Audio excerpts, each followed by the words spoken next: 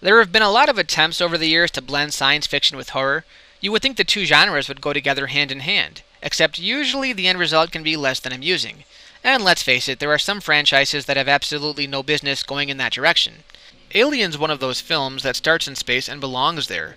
Since the film's sequel, James Cameron's Aliens, the Alien franchise seems to have gone into a more action driven climate. But the very first film, released in 1979 under the direction of Ridley Scott, was a simple little slasher movie that takes place aboard a drifting cargo ship.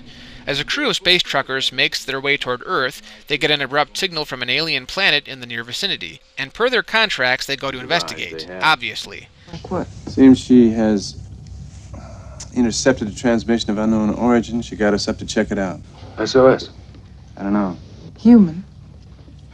Unknown. The planet they land on appears to be deserted until they stumble onto the remains of a derelict ship, which is infested with eggs. The eggs actually house these spider-like things called facehuggers, which is how the whole transformation process begins. That's what's so fascinating about these films is the whole alien life cycle.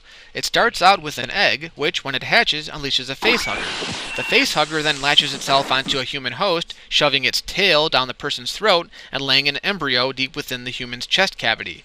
It might sound perverted, and that's because it is. The creator of the Alien was famed artist H.R. Giger, who would go on to design the Alien for the Species films. Giger originally wanted the alien to be a more sexual creature. It's no coincidence that a male character serves as the human host. This was done in order to portray a sense of violation or a rape, which is typically something that's depicted with women. I didn't notice this until recently, but there's a controversial scene where Lambert, the only other female character aside from Ripley, apparently gets raped by the xenomorph, the alien in adult form. She dies off screen, but when the xenomorph gets her, she's fully clothed. However, we hear her screaming, and maybe even moaning, in the background. The next time we see her, she's hanging naked and bleeding from the rafters. It's been implied that the alien rapes its victims before killing them, even though it's never been confirmed to my knowledge. So getting back to the alien, one of the most famous and disturbing scenes in the film is when the chest burster bursts through one of the crew members' chest. The chest burster scampers off somewhere, and the next time we see it, it's a fully grown xenomorph, and it's called that because it seems to evolve depending on the DNA of its original host. If a female gets infected, it more than likely becomes a queen, and in Alien 3, the creature bursts from a dog, which explains its ability to move on all fours. There's also a side story involving crew member Ash, played by Ian Holm. I won't ruin it, but it's quite a twist and makes us question the loyalty of the other crew members. It's also the one point in the film that feels more science fiction than horror.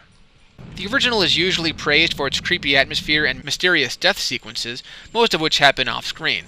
Last year, mostly during some of my Halloween reviews, I ranted and raved about how movies that lack gore are less effective, and in most slashers, that's the case in my opinion. But Alien works because most of the time we're dealing with the unknown. When there's a serial killer involved, although we don't always know their identity, we know that it's a psychopath, a human, and that it can be dealt with. There's usually no surprises. But with Alien, no one knew what this thing was going to look like, and when we finally see it, it's quite the movie spectacle. Even though we can clearly see its mechanical limitations, the design and the sounds it makes as it stalks after its prey are terrifying. It bleeds acid, which actually works to its favor, and it takes a lot of forms.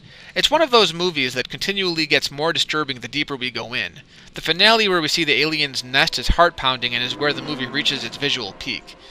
The only negative thing I have to say is that it tends to be a bit on the slow side. The first act consists mainly of dialogue until we leave the derelict ship behind, but afterwards the quietness and the unsettling scenery add to the atmosphere. This is one film that never ceases to shock or amuse. Even the characters, who seem like your basic everyday cardboard cutouts, have some pretty colorful dialogue that makes them stand out amongst the norm. If they find what they're looking for out there, that mean we get full shares? Don't worry, Parker. You'll get whatever's coming to you.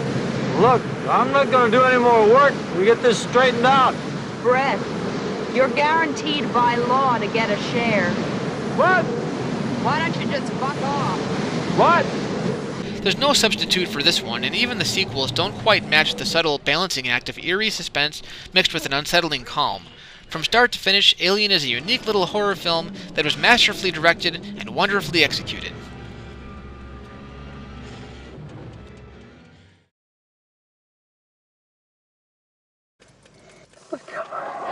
You are my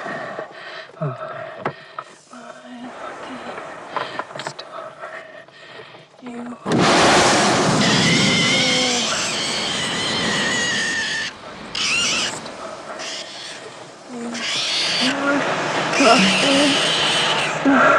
You are lucky. Oh my God.